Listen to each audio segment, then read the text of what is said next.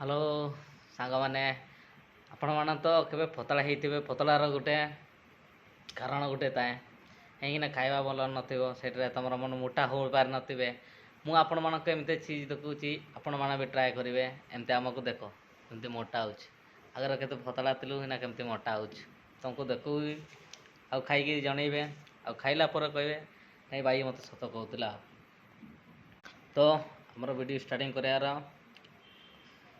ଆଗରେ ଆମେ ତୁମକୁ କି ଜଣେଇବୁ ଖାଇବା ଜିନିଷରେ କେଉଁଟା ଖାଇଲେ ଆପଣମାନେ ଆଉ ମୋଟା ହେଇଯିବେ ଆଉ ଗୋରା ହେଇଯିବେ। ଦେଖାଉଛି, ଦେଖନ୍ତୁ ଏଇଟା ହେଲା ଚିକେନ୍। ଏଇଟା ଖାଇଲେ ବଡ଼ ବାହାରିବ ଆଉ ମୋଟା ହେବ।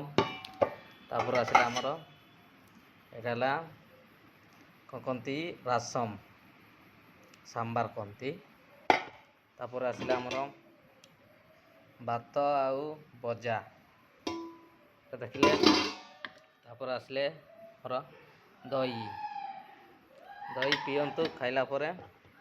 ଆଉ ଦେଖନ୍ତୁ ଚେହେରା, ଏଇଟା ବି ଏଠି ଅଛି ଦହି ପିଅନ୍ତୁ, ତାପରେ ଜାଣିବେ ଆମର ଟେଷ୍ଟ। ସବୁ ଦେଖିଲେ ଟ୍ରାଏ କରନ୍ତୁ। ଆପଣମାନେ ତ କେବେ ଖାଇ ନଥିବେ ଏମିତି ଚିଜ୍। ଆପଣମାନେ ଗାଁରେ ରହିଲେ କେମିତି ଖାଇପାରିବେ।